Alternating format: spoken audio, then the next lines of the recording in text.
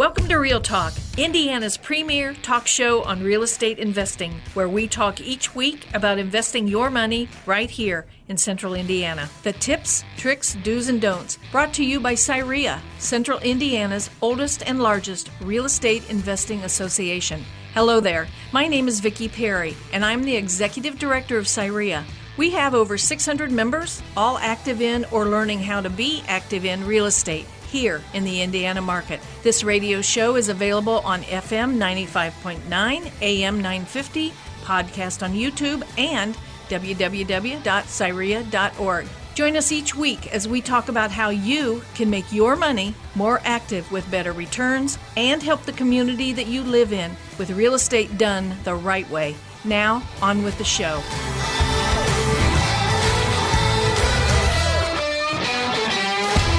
And welcome to the program. My name is Ron Watson. I am the board president for CIREIA, Central Indiana Real Estate Investors Association. Welcome to CIREIA's weekly show where we talk about investing in real estate the right way.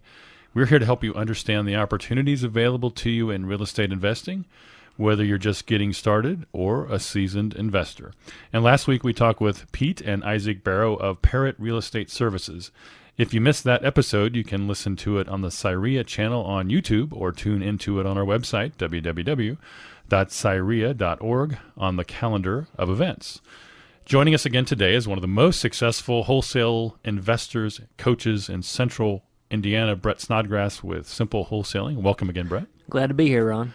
And also joining us are a father-son team for Father's Day, who are active in the Central Indiana flipping market, Bill and Chris Kant, owners of Allied Real Estate Group, LLC. Welcome, gentlemen. Thank you. Ron, great to be here. We're happy to have you guys here. We've got a lot we wanted to try to cover today. I'm just curious, maybe if you could give us a little bit of your background. I know you started investing in Michigan, and now you're working here in Indy. Can you maybe start there? Sure. Well, actually, my background goes back to Milwaukee, Wisconsin, where I was working in finance, got a real estate broker's license early on. I was in my late 20s, and did the traditional real estate broker thing for a while, but also purchased some properties, bought some acreage with a house on it, sold a house, retained the acreage and held that for a while and did a couple of rehabs in that area. Then we moved to southwestern Michigan, and we built and purchased rental properties there. And how long were you investing in that area? In southwestern Michigan, probably 15 years. Okay. And what type of deals were you doing? Rentals, landlord? It was landlording. Okay. We built duplexes and purchased some duplexes, purchased some vacant land and built properties. And then we held on to those properties and we landlorded those properties. Yeah. Okay. Cool. Well, how about you, Chris? What's some of your background and how'd you get into real estate? So the transition into real estate for me happened gradually and over time. I've always helped my dad with the properties in my early teens. So when I was 20, I was working construction full-time in Michigan, building homes. A family member of mine owned the company, so my uncle took the time to pull me aside and tell me why we're doing things the way we were. I really learned a lot up there. Over that time, I also took control of managing the properties, landlording, screening tenants, leases, collecting rent and maintenance. I got some rehabbing and some projects on my own up there as well. Long story short, that's how I got into real estate. Very cool. Yeah, so you're started then in Michigan, and you're here now. And so can you talk a little bit about why you're here and what your thoughts are, plans in this area? Yeah. Well, we're here largely because our kids here and our grandkids are here. So that's always a good thing.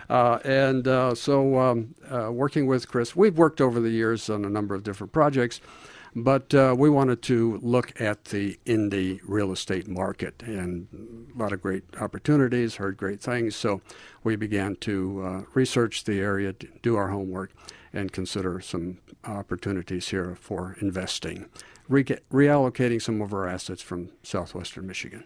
Do you foresee that you're going to maintain some properties up there, or will you sell them all, or what are you thinking?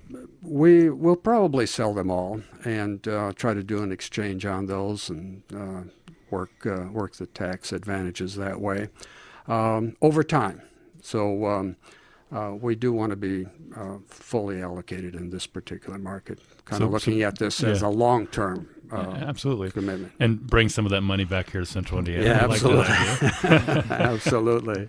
So, Although we like southwestern Michigan, it's a great place. I've heard that it is. Yes. my wife's from Michigan. Yeah. I thought Michigan, wasn't that great, but then it is really great because she's from there. Yeah. Well, let's bring us up to speed to today. So, you're interested in investing in Indianapolis. Your company is Allied Real Estate Group, LLC. Yep. Mm-hmm. You joined CIREIA back in January, and talk to us about where you guys are at. Are you guys investing here now? What are you doing? So we've been taking some time to learn the markets and some of the neighborhoods around Indianapolis of where we want to invest. We want to do this the right way with the highest ethical and moral standards in mind. So with us working together over the years, it just seemed natural to partner up and start Allied Real Estate Group. It's us. It's me and him.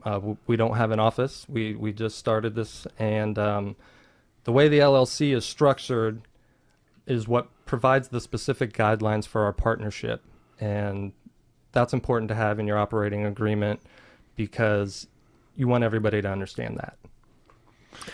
And I really want to dive into that. I'm really glad to have you guys on the show. Number one, father, son. I started my business with my dad. Right. It was really special for the first 6 or 7 years of my business, and super great memories. And also you're new, not new to real estate investing, but new in this market and structuring this new LLC.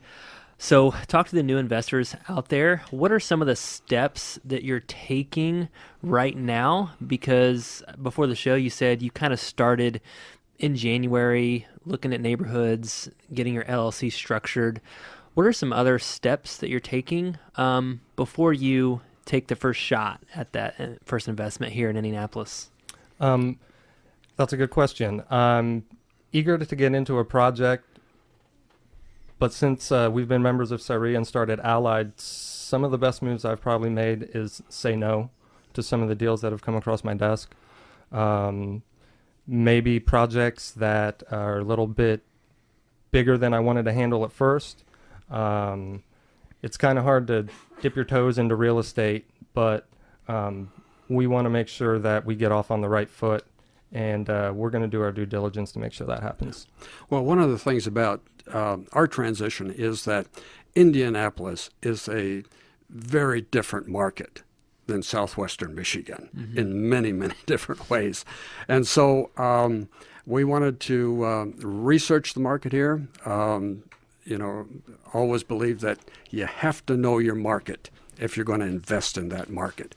And so that's what we've been about. And you have a lot of different communities here in Indianapolis.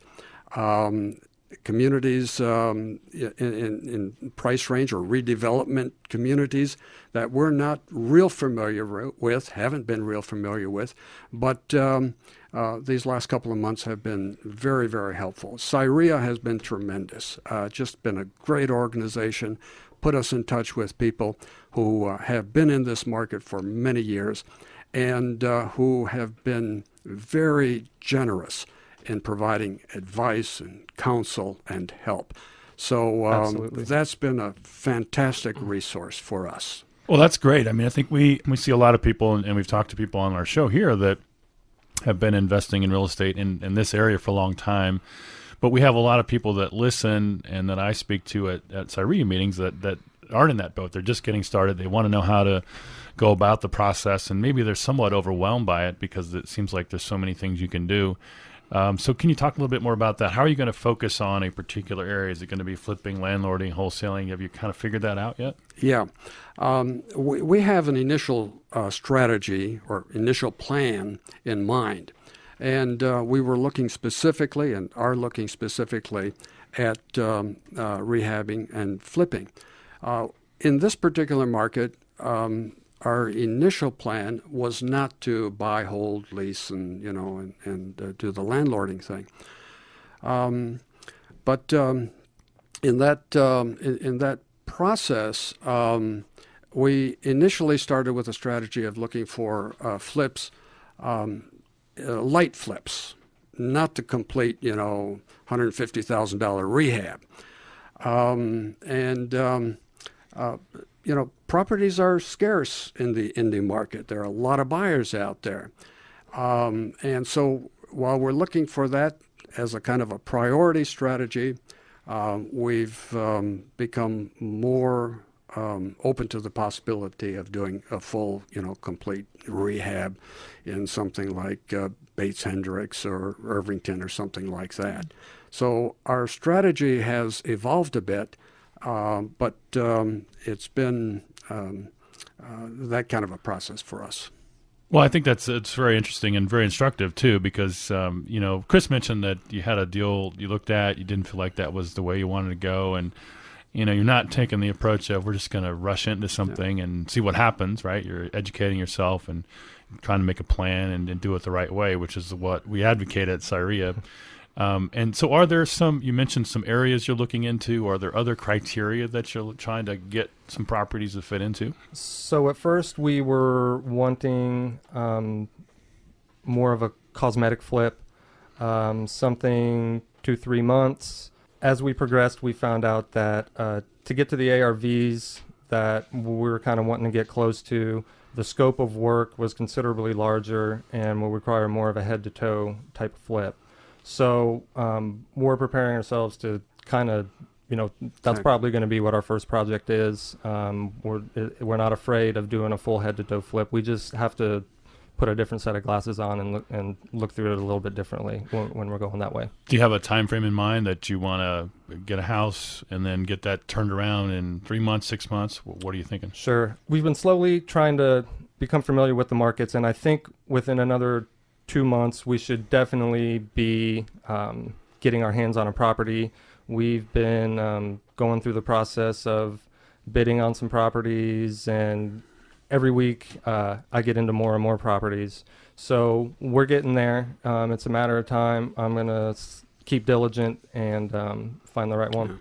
Well, one of the differences about the indie market from southwestern Michigan is the fact that, you get an email about a property that's on the market, and if it's a good deal, I mean, before you get out there to look at it, it's gone. Yeah, right. And so, we're kind of working with that scenario. Catching up to the speed of business. Well, you will. Yeah, absolutely. That's good. Especially when you're just getting started. Sure, it's right. hard to pull that trigger, for your very first one, because you want to step on the right foot, get some confidence under your belt. Exactly. I always tell people, what is worse than no deal is a bad deal. Yeah, There you go. Remember that. That is really good advice. I want to get into some more details about what you guys are looking to do and what your process is and the father-son relationship, too, since it is a Father's Day show.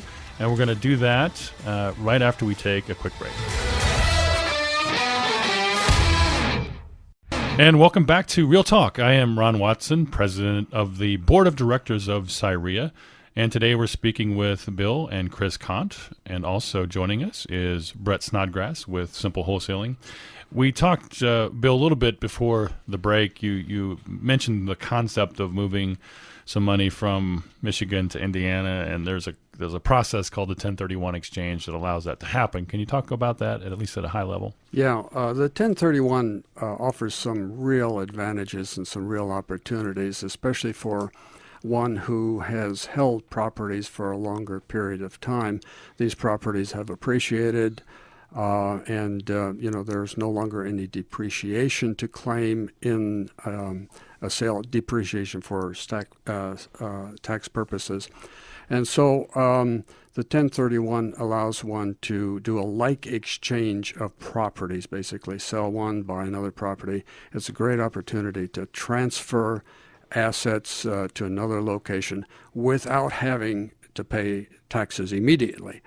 Obviously, ultimately, we're not paying taxes, but that's a way in which we can capitalize on the full value of the assets that we have in southwestern Michigan and bring that into this indie market. Yeah, and I think that's interesting because a lot of people come from other parts of the country where the cost of living and the cost of houses are much higher, and they do have some money to invest, but they don't want to just take that big tax hit. So that's one strategy.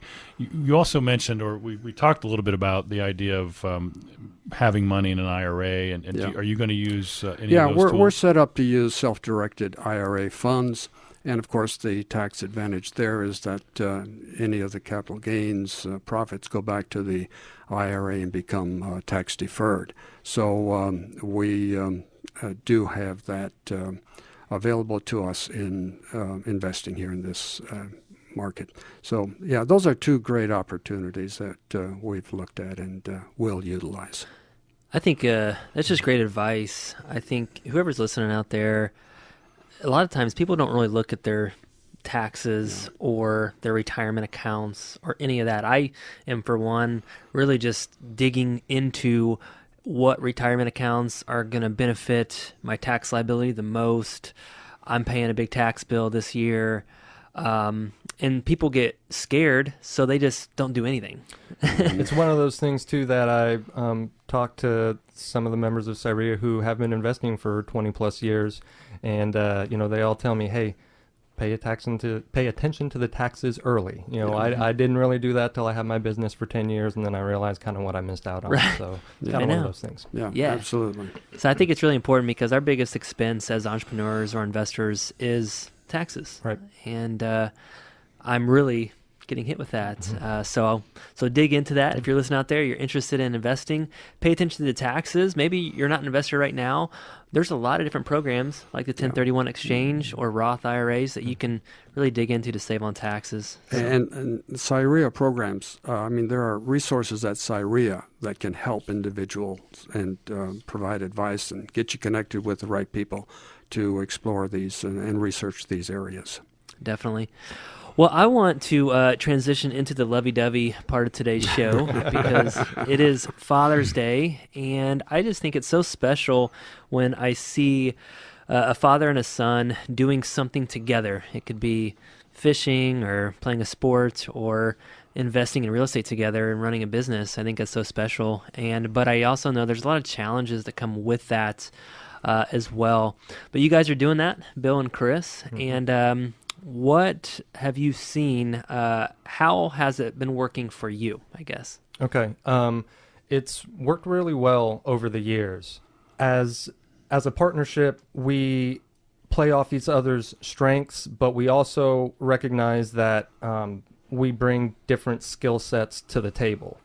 And so being able to recognize what each person's role is really helps kind of the way we go through the process of finding properties, running numbers on properties, and seeing if we want to pull the trigger on one. The more we work together, the better we get along. And it's really been, 12, 15 years now? Mm-hmm. Yeah, we've worked together over the years. It hasn't been a formal partnership relationship up until 6 months ago or so. Mm-hmm. And we concluded that, hey, listen, we can do this. We've done this for 10 years or so. And why don't we do it right and structure it and do a partnership and do an LLC that kind of defines the parameters that we're going to be working with. And we bring different skills to the table, as Chris mentioned. And there's great synergy. I mean, that's one of the real advantages of a partnership is that you get to work with somebody who brings other skills to the project.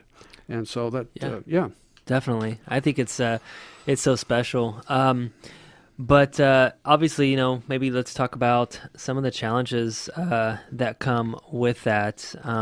So do you guys have a final decision maker that has the last say? I know you want a direct answer on who's the boss and who makes all the calls. That's what we want to know. My wife's the boss. Yeah. I really do say that most of the time we bounce ideas off each other.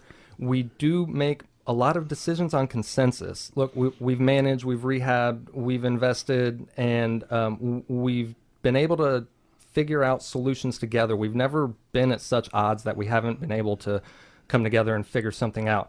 Now, having said that, if it's construction related stuff on getting a duplex rent ready, that falls into my wheelhouse a little bit more. So we really try and work together as much as we can on everything, and our process still gets tweaked a little bit as we go along. Yeah, I'll defer to Chris on the actual construction project, dealing with contractors and those kinds of things. Although we communicate very well and we talk about it all, but largely that's his decision, and that's his area of expertise, and that's worked well. Well, it's good that you guys stay in your own lanes and let your skill sets evolve in those departments. One last question that I have before Ron can ask one, but would you recommend someone going into business with their family? I was actually talking to my cousin last night, and he was interested in running a business, and I said, "Well, do you know anybody you know that you can partner with?" And a lot of times people go to someone, who can I trust? And a lot of times it's a member of their family. Sure. So would you recommend going into a family business, father, son, mother, daughter, whatever it is? Absolutely. I think, a lot of people, especially when I was working construction up in Michigan, said, "Boy, I don't see how are you working for your family, man? What are you doing? Going swinging the hammer every day for them and stuff like that." And I said, if I'm going to go work for somebody, I really wouldn't have it any other way. Mm-hmm. What he taught me out there and what I learned was so worth it. And that just kind of transferred over the years. We just worked together, and now I really would not see it any other way. Yeah. Well, you're absolutely right, Brett. I mean, you hear a lot of horror stories about family partnerships or family businesses, right? And they work and they don't work.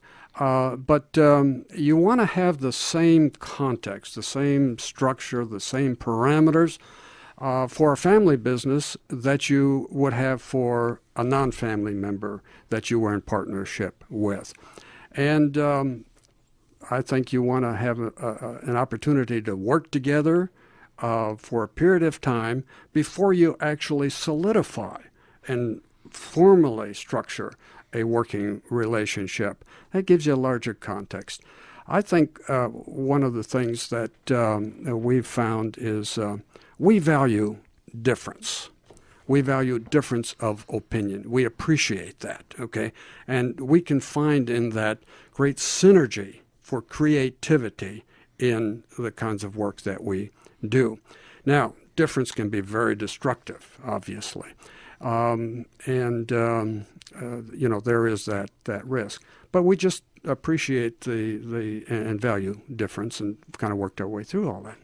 And that makes a lot of sense. I like the idea of having, kind of valuing that difference, right? Because you each have a different perspective, different sets of expertise that you can bring to the table, and all those things are important. Because if everybody's saying the same thing all the time, you're not really able to look outside the box and see what's coming at you that maybe you're not capable of seeing. So I think that's really a very good perspective to have.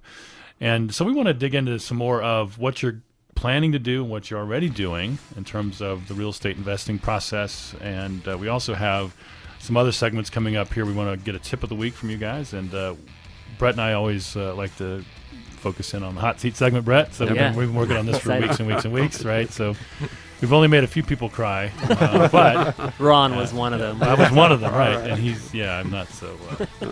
I'm easy, but we do have a lot more information we want to get to, and we will be right back with all of that right after this break. And welcome back to Real Talk. This is a special Father's Day edition. I am Ron Watson, president of the board of directors of CIREIA, and we're speaking with Bill and Chris Kant, a father-son team who formed Allied Real Estate Group. And also joining us is Brett Snodgrass with Simple Wholesaling. I know, Brett, you had a couple questions regarding I don't know what it's regarding. That's going to be interesting. So you're looking at Indianapolis and you're looking for flips. Right. And he said the first thing that you need to do when you're going to start investing in any market is to know your market. So can you unroll that a little bit? What does that mean, and what are some ways that you've been studying the Indianapolis market? So what it means to me is, what price can I buy a property for in that neighborhood? When we first started looking, we were somewhat pretty property specific as to the scope of work we wanted and the type of flip we were wanting to do. We had to broaden our horizons a little bit on that note and kind of be willing to take on maybe a little bit bigger project. So I'm looking in neighborhoods where I can get close to the ARV of, the home median price range in Indianapolis, which is, I'm going to say, around 250. That changes from neighborhood to neighborhood, obviously. So I'm in the same area as everybody else is. I'm looking in Fountain Square, Bates Hendricks, Holy Cross, Windsor Park, maybe a little bit by Brookside Park, just to name a couple areas. And I'm driving around these neighborhoods, trying to find properties. And so price ranges, are there particular ranges that you're looking at? You mentioned before there was one that maybe was at the top end that you decided not to do, but what are you guys thinking? As far as entry points? Yeah. It depends on the scope of work, really. If there's foundational issues, if it's a property that, we want to blow the back of the house out and maybe put a second story on it. You see a lot of that in the Fountain Square and Bates Hendricks. They're building them a little bit bigger over there. So we're coming in at, depending on the ARV, is what decides our ask price. So $50,000-$60,000 for a property, hit it with 150, maybe get close to that 250 ARV, something like that. I want to kind of rephrase that question as well. So as flippers, what is a good margin to make on a property? So you talked about 50, 60,000, putting in 150, selling it for 250, 260. But what do flippers normally look for? Like, do they want to make $10,000, $50,000? What is a good margin? I think it's a formula and a ratio that's a little bit, there's some standard stuff out there if we go look online of what they tell us we should be looking for. But if I go work 6 months on a property and it's a total head-to-toe flip and I make $15,000, that's good, but I think that could be a lot better.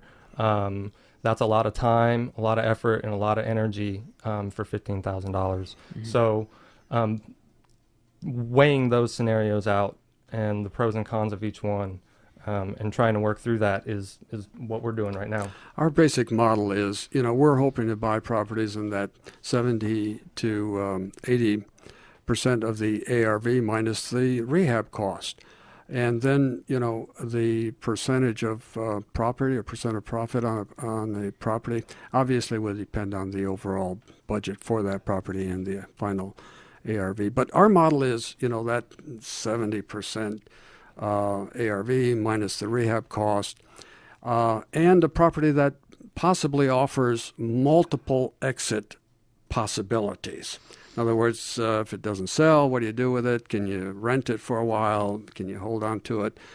Does it offer some other possibilities for an ultimate exit strategy? And largely, we were looking at C and B kinds of houses and C and B kinds of areas. But a lot of rehabbing takes place in C minus and, D areas here. We're open to looking at that at this point. So to kind of just throw out the formula out there so everybody kind of understands when you talk about the 70% of the ARV. So I just want to kind of unpack that. So if the ARV is 250, you would take 250,000. If that, and the ARV means that's what you could sell it for after it's all fixed up. You take 250,000 times 70%. And then you subtract the rehab costs, so what you think it's going to take. Neither of us are realtors, so we throw in, we try and figure in realtors' fees and closing costs and all that stuff too. So the ARV times 70% minus the rehab equals your offer price? Correct. Is that right? Yeah, okay. In that range, yeah. So all in all, you want to, after it's all said and done, you buy the house plus your rehab, you want to be about 70% into the property. So you want to make 30% on your money, basically. Yeah. That's also allowing a cushion for whatever situation comes up. And they come up. They will come up.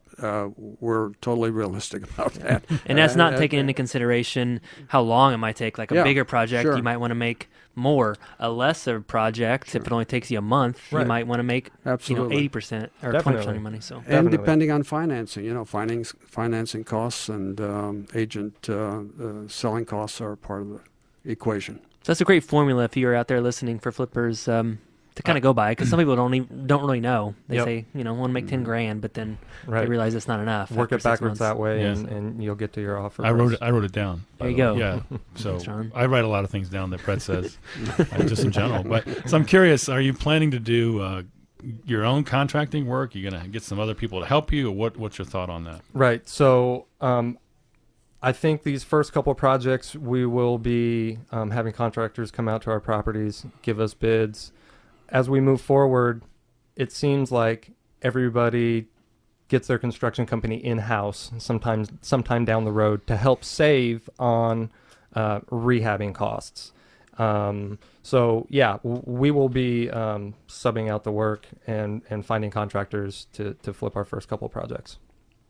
Yeah, I mean, I think if you're able to bring that kind of work in house at some point, that's great. It doesn't Sure. always happen right initially. You got to Yeah. kind of. So, what kind of process are you going to go through to find those people? Have you figured that out yet?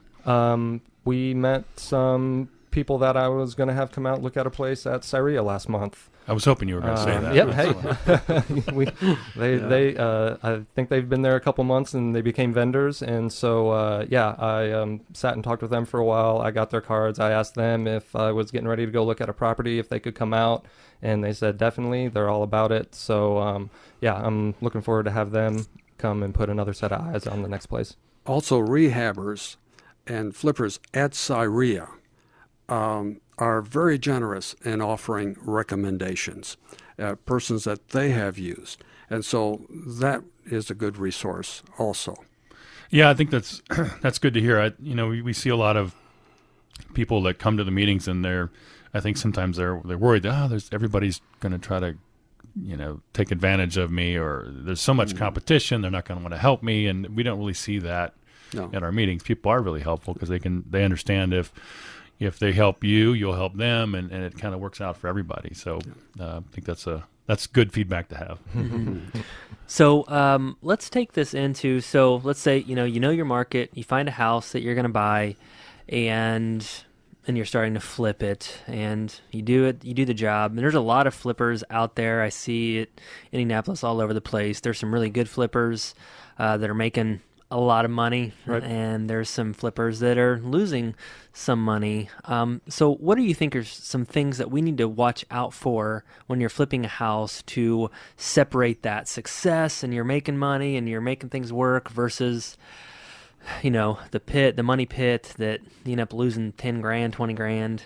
Running honest metrics and using the right metrics for calculating depending on what type of flip you're doing. All the carrying costs that come with holding a property while you're flipping it. You have to make sure you account for that stuff, because if you don't, at the end, on the back end of the deal, it's going to be there anyway. So chips away at you, mowing the grass, right. Or insurance, or heat through the winter, all that stuff. It adds up over if you're doing a head-to-toe flip for 6 months. Inspection costs. Yeah. Yep. Yeah.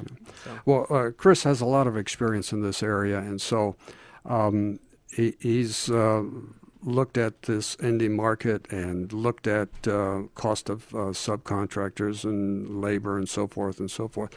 And, he's got a good handle on that. But that definitely is, central to all of this. Then for us, the other fundamental kind of concept here is you got to buy it right. You make your money when you buy the property. We believe that, and you just have to buy the property. So right. we only have about 30 seconds, so there may not be enough time. But what do you mean by that? What are you looking for when you say that? You have to negotiate the purchase price to a point that works for you. And getting the scope of work down, making sure that is realistic and that is, you have an objective perspective on that, and then negotiate the purchase price to make it work for you. If that purchase price isn't there, you just got to walk away from the property, because there are a lot of issues that come up, expenses that come up that maybe you don't have in your calculations. And so you need to have that basic cushion there. And I'll chime in too. I think that you have a lot more opportunity of wiggle room when you're negotiating with the seller. When you buy the house and you're tearing into it and it's gutted or whatever it is, you start losing more and more of that negotiation power because you got to get it done, and you got to pour more money into it. And so you got to make sure at the beginning. Right. So that's a good place for us to stop at this point. We do have the famous hot seat segment coming up. We're going to get a tip of the week and some more information coming at you right after this quick break. And welcome back to Real Talk. I'm Ron Watson, president of the board of directors, and today we're speaking with the father-son team, Bill and Chris Kant, and also joining us is Brett Snodgrass, who is also a father. And so we're happy to have everybody here today. And Brett, I know I'm going to give this hot seat question to you initially. Let's talk about the family situation. Yeah, so you guys are a family-son relationship in business together, which is great. I've been in business with my dad for many years, and it was awesome. But I know there's a lot of challenges because you're not the only members of your family. Right. You have wives, and kids maybe, and whatever else is going on. So does that ever become a challenge? Have you ever seen other partnerships dissolve because of spouses or other family members? And what's your situation in that? Yeah, Brett, you really touched on an issue here that is very important for everybody to consider in going into a partnership. You're absolutely right. You have your principal partners, but we all go home at night, and there are other factors that influence the decision-making process and the operating of a partnership. I personally know of 2 partnerships that have failed, and failed somewhat miserably, because they were family partnerships. The principal partners worked well together, but their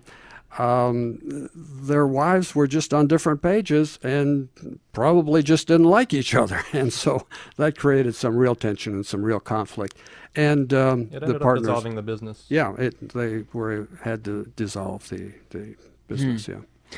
Yeah, I know. In your guys' situation, you don't have any challenges. Before you get into a partnership with a family member or any partner at all, would you recommend their wives are present, they're knowing the terms, everybody's on the same page and all that? So we have Allied set up for an exit strategy if we want to dissolve the LLC. If anything were to happen to my dad or to me, the other partner gets the opportunity to buy the other person out. So this way I don't own a real estate business with my mom, or my dad doesn't own a real estate business with my wife. So that type of stuff is pretty standard for LLC stuff and partnerships, but it's a necessity. Yeah. And let's talk about that a little bit.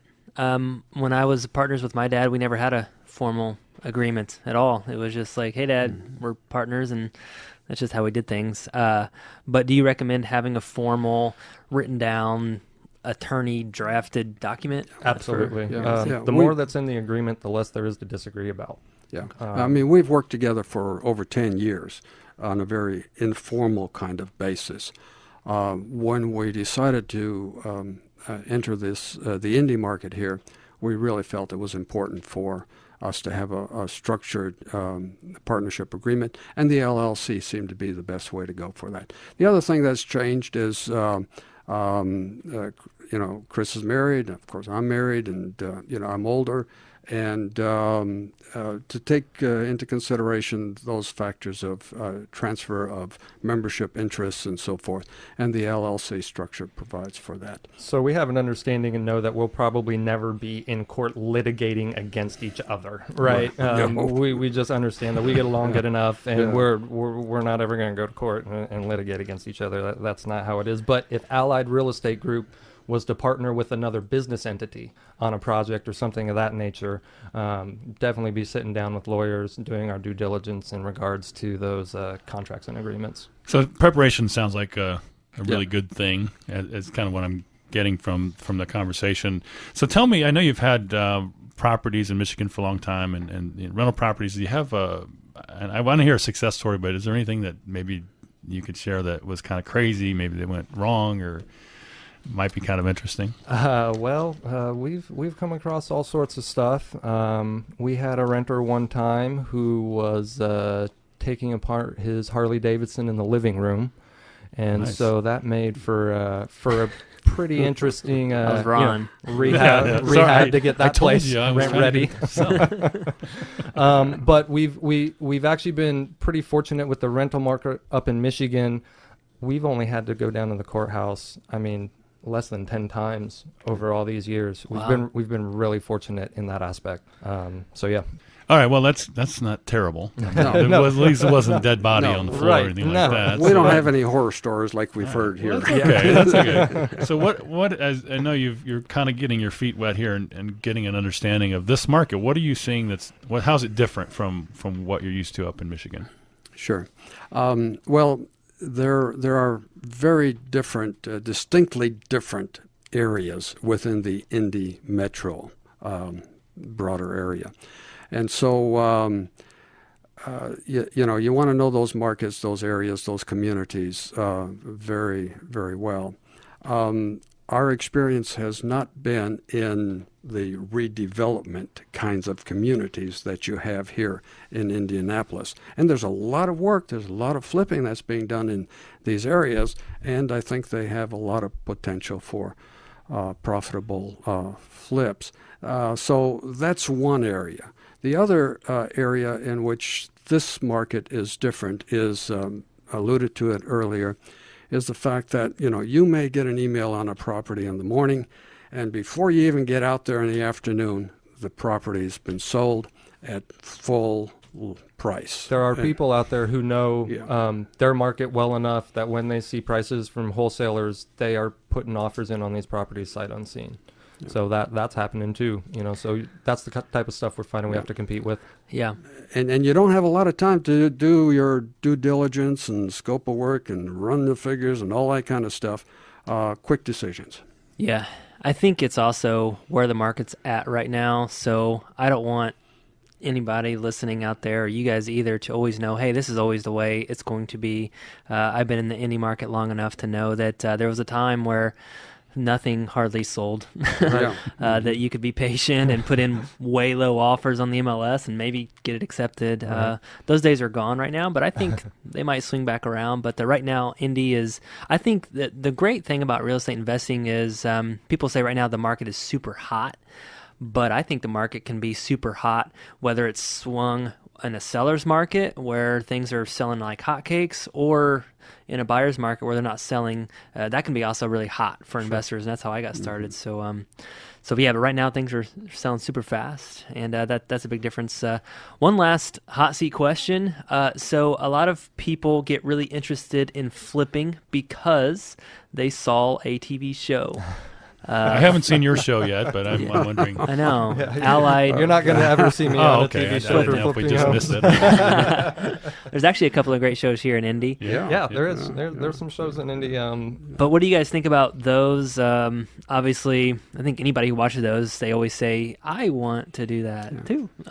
So what do you guys think about that? Is that realistic? Or? It's great entertainment. Yeah. That's Yeah, probably- it's great entertainment. Yeah. I think they're in the business of making television shows, and I'm in the business of investing in real estate. So I have to draw that line there, and I don't think it's as easy as you watch it on a 30-hour or a 30-minute television show. Gotcha. So, I would agree. Dang it, I was just checking. I was getting excited there, Ron. but all right. Well, maybe if you wouldn't mind, you've given us a lot of really good information, especially for somebody that's kind of figuring out this market. And I know there's a lot of people in that category that are listening. Can you give us a tip of the week for the listeners? I would say that wake up every morning and be passionate about what you do. We love real estate. We're going to be doing this for a long time. It's about the money, but it's not all about the money, right? So there's a lot more to it than that. Wake up and find what your passion is and be passionate about it and go do it. I think that's really good advice. And if somebody wanted to reach out to you, gentlemen, how do you recommend that they do that? Sure. You can reach out to me. Wholesalers, you can put me on your buyers list. It's Chris at alliedgroupindy.com. All one word, all lowercase. Chris at alliedgroupindy.com. good number to get a hold of me at is 317-939-3377. Thank you very much. We really, I think, are very fortunate to have a father and son team here on Father's Day. So we really appreciate you guys joining us. And I know, Brett, people probably already know how to reach you, but if they don't, how can they reach out to you? Definitely. So we are Simple Wholesaling, and we provide discounted properties here in Indianapolis. So if you're looking for cash flow properties or flips, you can check them all out on our website at simplewholesaling.com. We also have a lot of education materials on our website. We hold our own meetup that's associated with CIREIA on the fourth Wednesday of each month, and we'd love to see you guys there. Thank you very much. And I look around the room, Brett, no one was crying this time, so I guess it wasn't as bad. We took it easy on you for Father's Day. Appreciate right? that. Yeah, great. But I did want to say that this week at CIREIA, we have our monthly dinner and deal with Dave Short, where Dave goes over rehabs and flips that he's doing, talking about why he makes decisions and how they impact the project. We also have our notes subgroup and home inspections ins and outs subgroup. All three of these learning events are included in your CIREIA membership. For more information about groups and events we're involved with, go to www.cireia.org. Once again, thank you, Bill and Chris, for joining us. Thank you, Brett. Happy Father's Day to everyone listening, and we'll see you again next week.